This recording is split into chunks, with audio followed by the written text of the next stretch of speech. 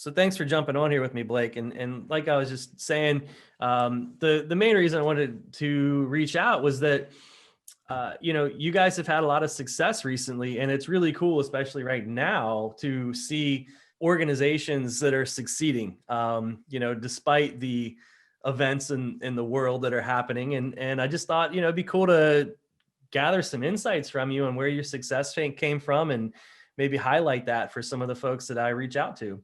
Yeah, Or man. we could take the conversation anywhere you want to go, really. Cool. Yeah, no, I appreciate you having me, man. It's funny when the pandemic hit and like there's so many companies I think just wait and see, pause button, hold on, we got to see how this is going to affect us. I think that's natural, Hmm. right? And the very first thing that our CEO and founder Brandon Bornanson did, he called an entire company meeting. We all got in the Zoom and he said, we're putting our foot on the gas and we have a duty to help as many people as we can. And we are in full growth mode. He's like, Hmm. we're not doing any layoffs. We're not doing any freezes. We're all systems go. And we're gonna do whatever it takes to make that happen.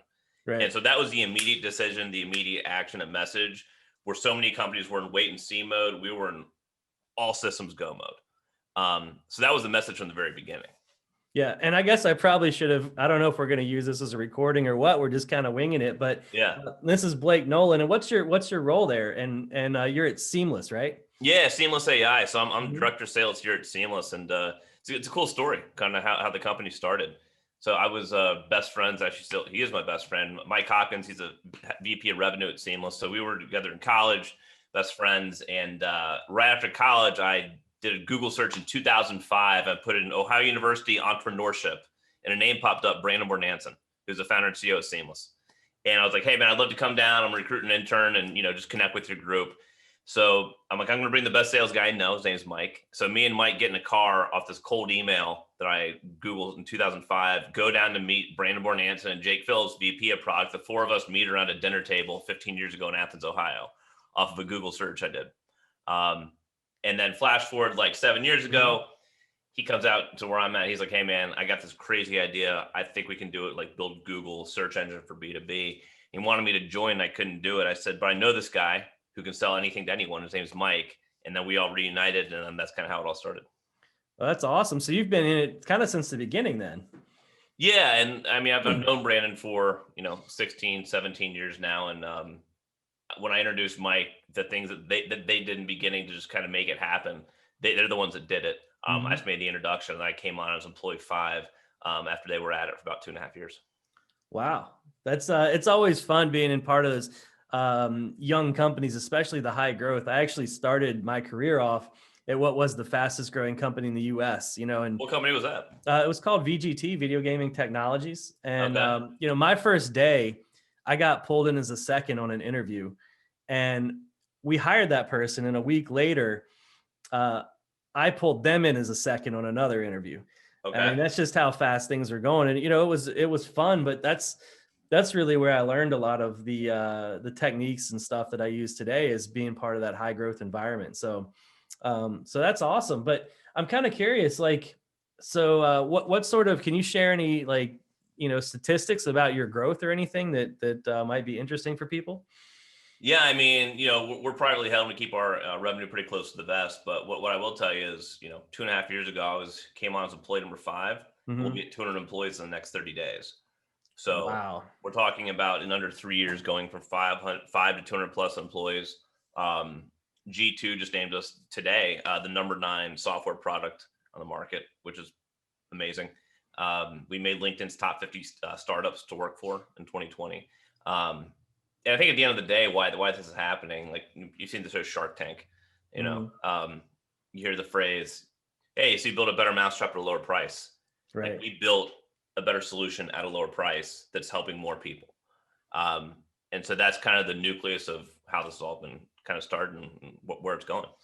Yeah, well, and that's actually how I found you. I mentioned this right before we Yeah. started recording, but I had a company that I'm using to do some sales outreach and sales coaching for me, because I'm new to the sales world. I'm really good at the internal stuff, but the sales, that's kind of a new beast for me. So I'm trying to get some help there, and they said, hey, we use this company, Seamless. and I joined your little mini webinar, and then I said, hey, you know, this is really cool that you guys are having all this growth, so I'll probably reach out. But you know, it's not terribly expensive, and for what you get, it gives you some great contact information, and really makes that process a lot easier. So I appreciate you guys doing what you do. Yeah, it's cool, man. And we want to do it differently too, because all of our competitors are either databases or have an offshore data team. They like the Hmm. process of manually appending contact information. There's no way to scale that. So basically, by having a live search engine, we find every time you click find, that's like clicking search in Google, and that's triggering Seamless to go find the most up-to-date information. So the net result is more accurate data, more contacts at more accounts, and more direct dials and cell phones, which are critically important now in the COVID remote world. So Right. it's been a great ride, and at the end of the day, it just feels good to help a lot of people out. Yeah. So tell me, like, you know, aside from having the better mousetrap, you know, people still have to be able to find your service. Is there any little secrets that you can share with us about, you know, how you get out there and how you're making that growth happen? Man, I really credit that. I mean, it starts at the top. Like our founder and CEO Brandon, he went all in. Like we're all in on LinkedIn in the beginning. Like that's where we got our visibility, our traction. He was posting all this stuff, providing all this like value added content. He's got hundreds of thousands of followers. That's where it all started going. Hmm. And then basically how we're created as a platform is, there's a lot of freemium services out there, Hmm. right? Where you can, hey, check this out, try it out for free, right? So we have, now we're about 500 new users every single day who sign up to try it for free. In the beginning, it was like if we got 10 new users, we were toasting champagne. um, but it was all about getting that out there on LinkedIn, letting people know that you could try this for free, and then really having once you had that potential prospect captured and in tune with the product, is giving them a good experience from the get go. So it all started at the top of really going all in on LinkedIn. Yeah, content marketing. A lot of people say that's the way to go. I mean, I think there's a lot of different, just to kind of make it more discussion-y, you know, I think there's a lot of different channels. And what I've learned from the marketing standpoint is the right one to pick is kind of what fits you and the thing that you're going to do and become good at, you know. So I've done some YouTube channel stuff. I've done some direct outreach. I've done Yep. all sorts of different things. And what I find is I can get success in any of those areas or in speaking engagements. But it's which one am I going to actually spend the time going and doing, because you can't do everything, especially when you're smaller. Yep. You know, so I don't know if you have any thoughts there being in the sales world. Yeah, I mean, look, it's a crowded space, right? So what's and I think this might be different from our product to a lot of other products out there that might be more targeted. Seamless is very broad, right? Everybody needs sales leads. Everybody needs good emails and phone numbers. Like it's a very, I don't care what industry you're in. So like that, we had that kind of working from us as a product standpoint. But what we do, we have a lot of like sales training for some of our clients as well.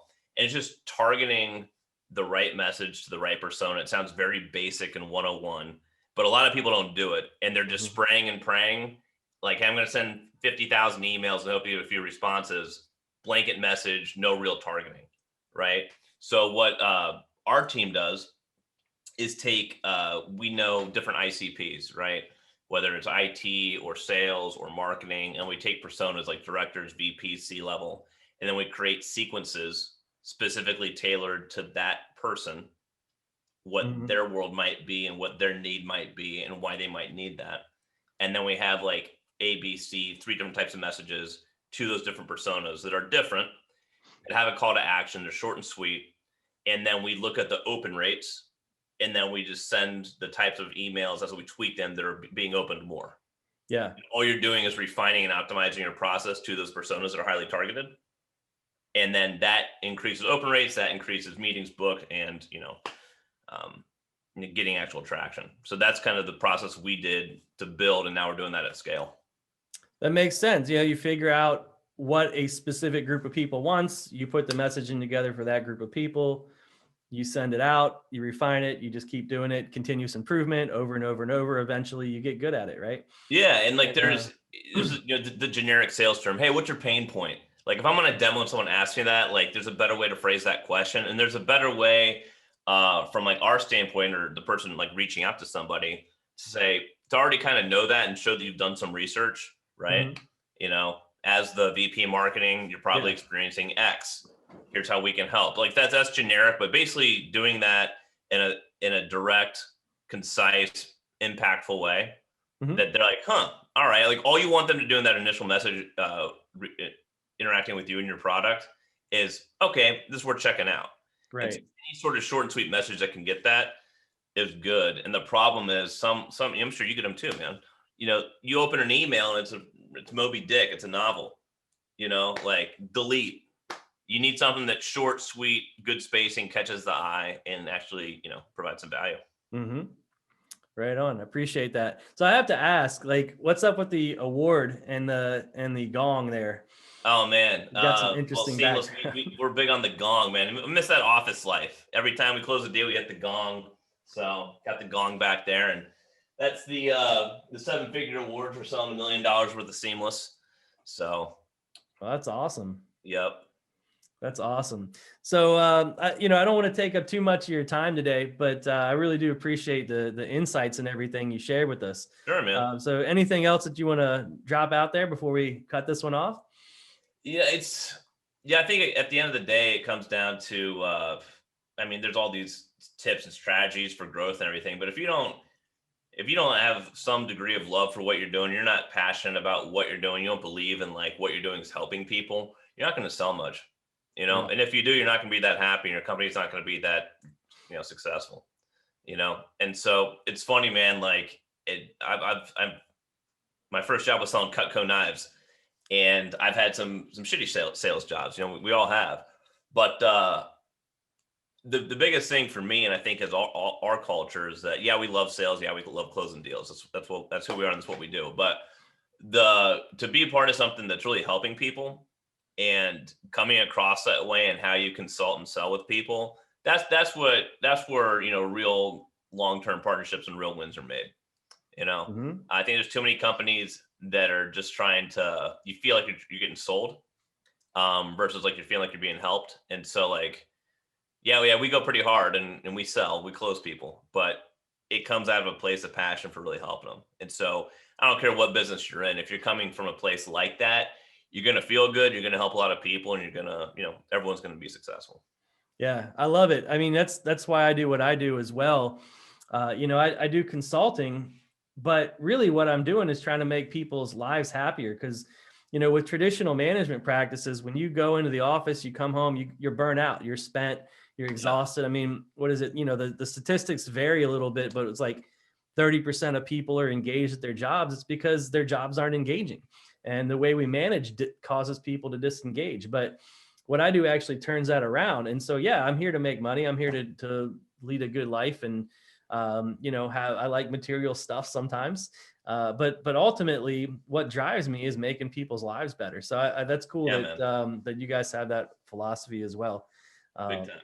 and by the way, the Cutco thing, it cracks me up because I actually make knives and some people say, oh yeah, I've got the You best make knife at a knives. Cutco. Yeah. Yeah, it's just a hobby, on the side. But so that's great. So I mean, just to recap, so your tips are, you have to love your product, and really, it's not sexy necessarily. It's being deliberate and grinding it out. I mean, I don't want to say grinding necessarily, but just doing it over and over and creating that repeatability and refinement. And Totally. you had maybe one or two other ones in there. Am I missing one to recap? Yeah, it'd be like you get highly targeted to your different personas that you could sell to, Yep. and Targeting. don't limit yourselves. Like, oh, I only want to sell to CIOs and C level. Like, well, good luck with initial outreach to get into those meetings. Yeah. Like, I think so many people get tunnel vision as to who like their total end is, and they lose sight of who else they could call into at those accounts. You know, Right on. because there's a lot of people at those accounts who are champions and really, really want and need what you could potentially offer them, and have the ability to, you know, help you get that done. So, yeah, I think expanding your reach within accounts is very important as well. All right. Well, I think those are some great tips, and I appreciate the time. Yeah, you got it, Jeremy.